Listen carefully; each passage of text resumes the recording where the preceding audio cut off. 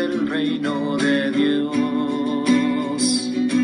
La alegría de anunciar el Evangelio. Jesucristo, el sol de los Andes. Meditación diaria con la palabra de Dios. Lección eucarística. Pedir, reparar, ofrecer, dar gracias y adorar a Dios. Invoquemos la presencia de la Santísima Trinidad. En el nombre del Padre, del Hijo y del Espíritu Santo. Amén. Piensa que en este año adquirirás más conocimientos, asimilarás nuevos conceptos, aprenderás nuevas técnicas, conocerás otras caras, harás nuevas amistades, recorrerás otros lugares y sentirás nuevas emociones. Tú coronas el año con tus bienes y tus nubes destilan abundancia. Primera lectura del libro del Eclesiástico. El Señor honra más al padre que a los hijos y afirma el derecho de la madre sobre ellos. Quien honra a su padre expía sus pecados y quien respeta a su madre es como quien acumula tesoros. Quien honra a su padre se alegrará de sus hijos y cuando rece será escuchado. Quien respeta a su padre tendrá larga vida. Quien honra a su madre obedece al Señor. Hijo, cuida de tu padre en su vejez y durante su vida no le causes tristeza. Aunque pierda el juicio, sé indulgente con él, y no lo desprecies aun estando tú en pleno vigor. Porque la compasión hacia el Padre no será olvidada y te servirá para reparar tus pecados. Palabra de Dios. Al Salmo 127 respondemos: Dichosos los que temen al Señor y siguen sus caminos. Dichoso el que teme al Señor y sigue sus caminos. Comerás del fruto de tu trabajo, será dichoso, te irá bien. Dichoso los que temen al Señor y siguen sus caminos. Tu mujer como vid fecunda en medio de tu casa, tus hijos como renuevos de olivo alrededor de tu mesa. Dichoso los que temen al Señor y siguen sus caminos. Es la bendición del hombre que teme al Señor. Que el Señor te bendiga desde Sión, que veas la prosperidad de Jerusalén todos los días de tu vida. Dichosos los que temen al Señor y siguen sus caminos. Segunda lectura de la carta del apóstol San Pablo a los Colosenses. Hermanos, como elegidos de Dios, santos y amados, revestidos de compasión entrañable, bondad y humildad, mansedumbre, paciencia, sobrellevaos mutuamente y perdonaos. Cuando alguno tenga queja contra otro, el Señor os ha perdonado, haced vosotros lo mismo. Y por encima de todo esto, el amor, que es el vínculo de la unidad perfecta. Que la paz de Cristo reine en vuestro corazón. A ella habéis sido convocados en un solo cuerpo. Sed también agradecidos. La palabra de Cristo habite entre vosotros en toda su riqueza. Enseñaos unos a otros con toda sabiduría. Exhortaos mutuamente. Canta a Dios, dando gracias de corazón con salmos, himnos y cánticos inspirados. Y todo lo que de palabra o de obra realicéis, sea todo el nombre de Jesús, dando gracias a Dios Padre por medio de él. Mujeres, sed obedientes a vuestros esposos, como conviene en el Señor. Maridos, amad a vuestras mujeres y no seáis ásperos con ellas. Hijitos, obedeced a vuestros padres en todo, que eso agrada al Señor. Padres, no exasperéis a vuestros hijos, no sea que pierdan el ánimo. Palabra de Dios. Proclamación del Santo Evangelio según San Lucas, capítulo 2, versículo 22 al 40.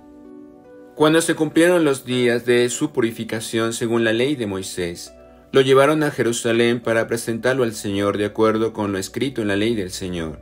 Todo varón primogénito será consagrado al Señor, y para entregar la oblación como dice la ley del Señor, un par de tórtolas o 2 pichones. Había allí en Jerusalén un hombre llamado Simeón, hombre justo y piadoso, que aguardaba el consuelo de Israel, y el Espíritu Santo estaba con él. Le había sido revelado por el Espíritu Santo que no vería la muerte antes de ver al Mesías del Señor.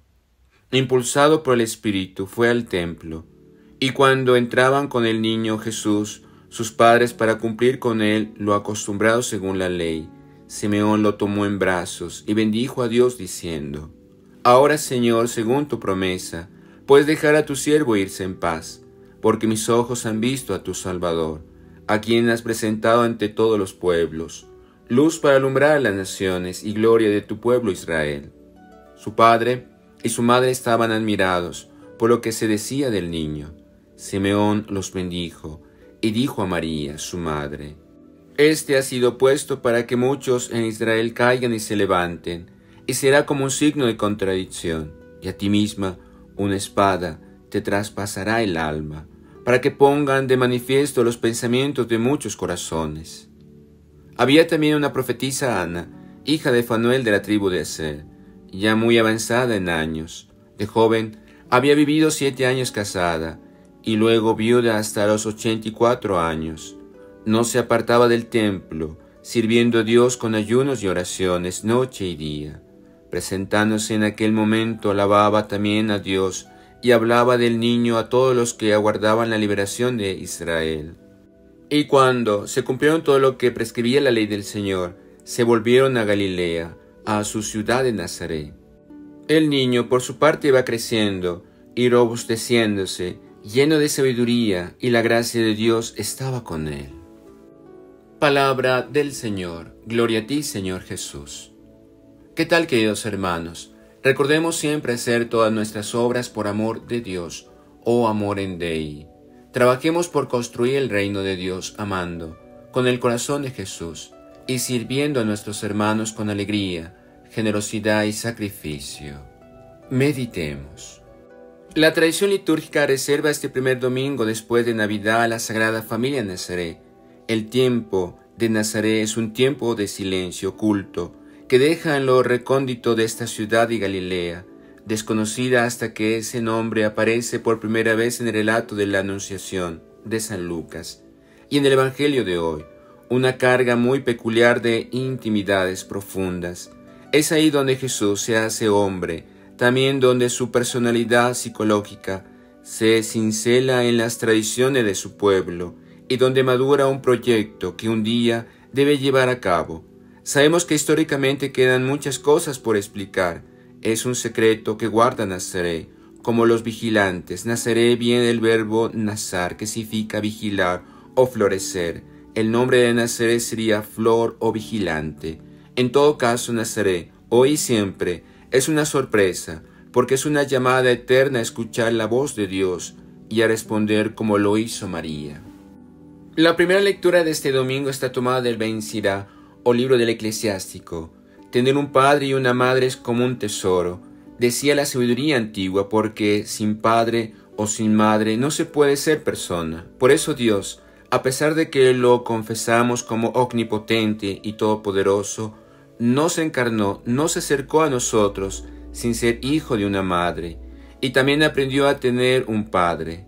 La familia está formada por unos padres y por unos hijos, y nadie está en el mundo sin ese proceso que no puede reducirse a lo biológico.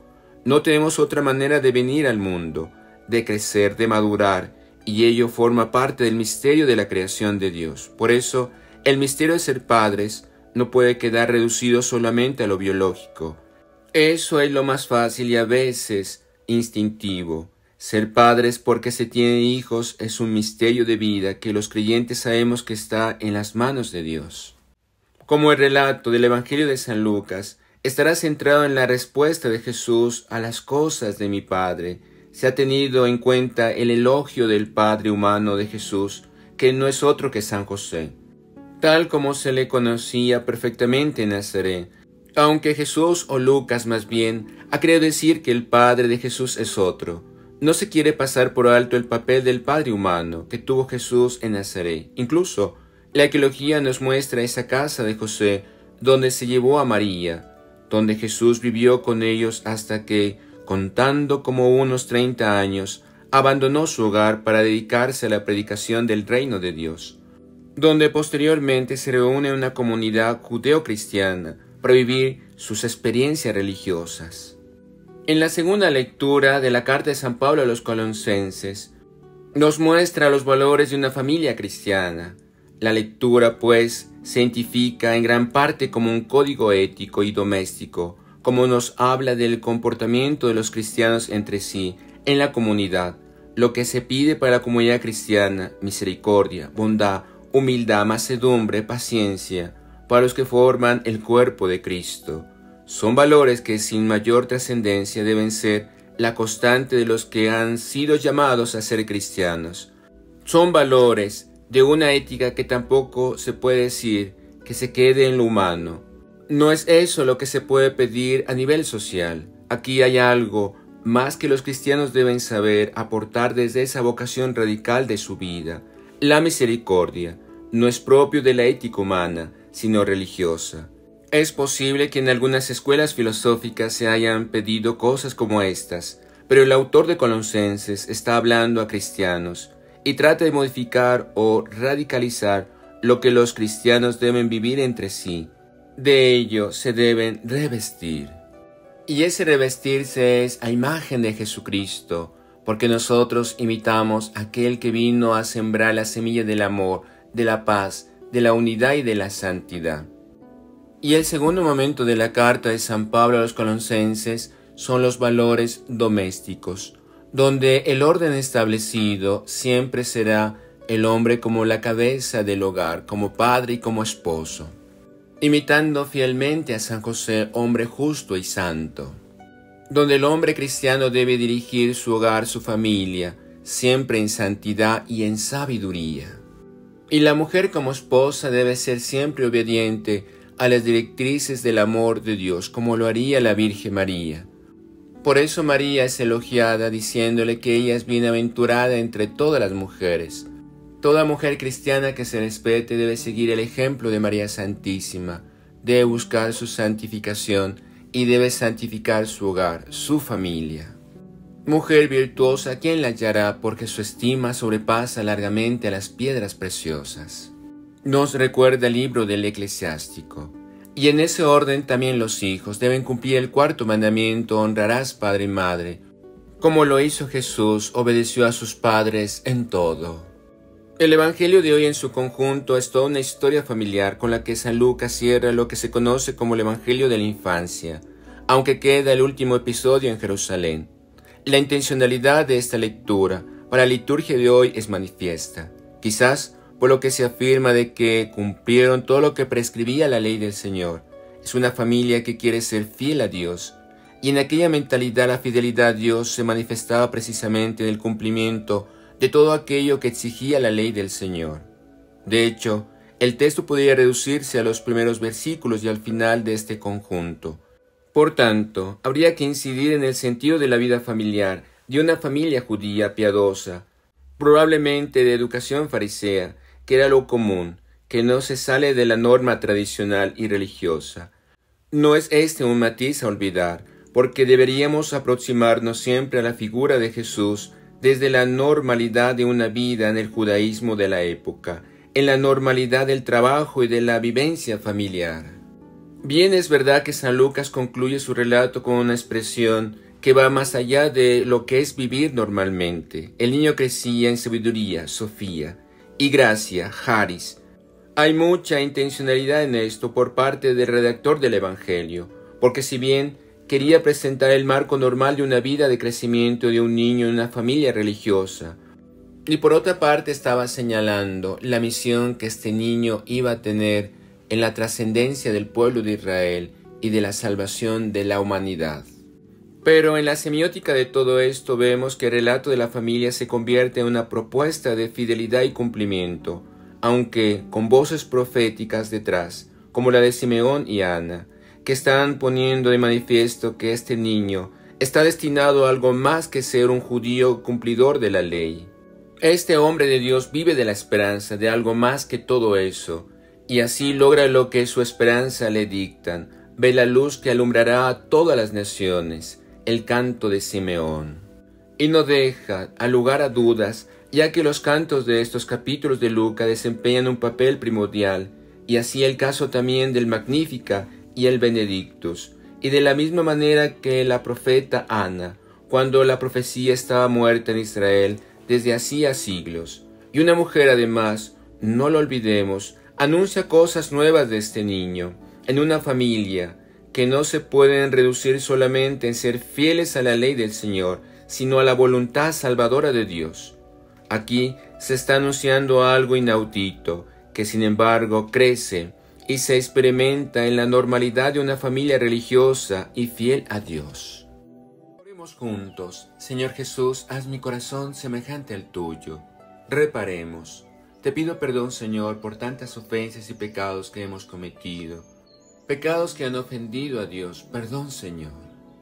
Ofrecimiento. Por amor de Dios, yo enteramente y para siempre me ofrezco y consagro a mi Señor como oblación y hostia. Amén. Oh Jesús, para ti vivo. Oh Jesús, para ti muero. Oh Jesús, tuyo soy en la vida y en la muerte. Amén. Acción de gracias. Te damos gracias, Señor, por todos los beneficios recibidos. Tú que vives y reinas por los siglos de los siglos. Amén. Adoremos. Ven hostia divina, ven hostia de amor. Venas de mi pecho, perpetua mansión. Sagrado corazón de Jesús, en vos confío.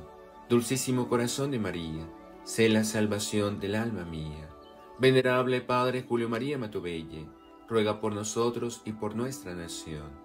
María, la estrella luciente de los Andes, ruega por nosotros, por América y el mundo.